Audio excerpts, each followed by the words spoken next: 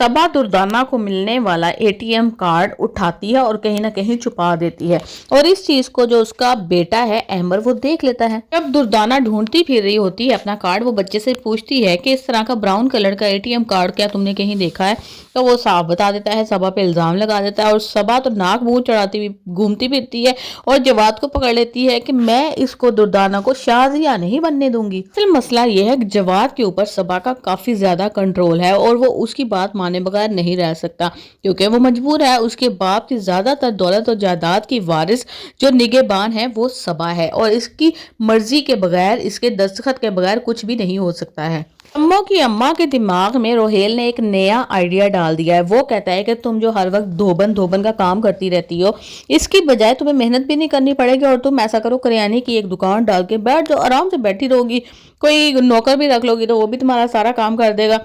तो जी इनके मोहल्ले में जो दुकान है, अभी उसके पीछे पड़ गए हैं कि भाई तुम दुकान बेच दो। वो बंदा कहता है मैं खामखा अपनी दुकान बेच दूं, तुम लोगों ने दुकान खरीदनी है तो कहीं और जाके खरीदो, मैं क्यों बेचूं, मुझे इससे कमाई हो रही है, मैं तो बिल्कुल नहीं बेचूंगा। जो कि खुशी का तो कोई ठिकाना नहीं है, वो नाचती फिर रही है, लहराती फिर रही है, एंजॉय कर रही है, क्योंकि दिलबर ने उसको प्रपोज कर दिया है। अब बॉबी जब ये बात सुनता है तो वो जरा परेशान हो जाता है कि भाई दिलबर ने इसको कैसे प्रपोज कर दिया, और उसने अगर प्रपोज किया तो उसके पीछे मकसद यही है कि उसकी पहली बीवी ने मरना है, तब उसने जाके अपनी मोहब्बत से दूसरी शादी करनी है।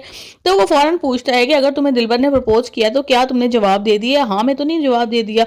तो बज्जो कहती है नहीं अभी मैंने जवाब नहीं दिया, मैंने सोचने का टाइम लिया है। कहती है कि अरे बॉबी मैं इतनी जल्दी जवाब क्यों दूंगी, मैं तो अपनी इंपॉर्टेंस बढ़ाऊंगी, उसे ऐसे लगेगा कि मैं तो पता नहीं कब से रिश्ते के इंतजार में बैठी हुई थी और मैंने फौरन ही हाँ कर दी, अभी तो मैं उसके तलवे घिसवाऊंगी जूतियों के और फिर जाके कहीं हाँ मैं जवाब दूंगी। शम्मो को बज्जो इतना ज्यादा तंग कर चुकी है कि वो अब मुंह पे ही बुराइयां करने शुरू हो गई है। इवन नवीन भी हैरान है कि इतना तो मुंह मैंने आज तक नहीं खोला था जितना ये शम्मो ने खोलना शुरू कर दिया है। इसको तो ना कोई लिहाज है ना तौर तरीका। अभी उसकी माँ बात ही कर रही होती है कि भाई हमारे घर में मिलाद है, तो शम्मो पूछती है कि तो फिर मिलाद वाली कौन सी बुलाएंगी, तो वो कहती है भाई मेरी बेटी जो बज्जो है उसका गला इतना अच्छा है, इतनी अच्छी वो नातें पढ़ती है, तो वो कहती है वो नात बाद में पड़ेगी, पहले लड़ पड़ेगी और सारे मेहमान जो है ना उनको लड़ाई कर करके भगा देगी, ऊपर से ही बज्जो आ जाती है। फिर बज्जो का तो हम सबको पता है, खास तौर पे जब इसने मंगनी के टाइम पे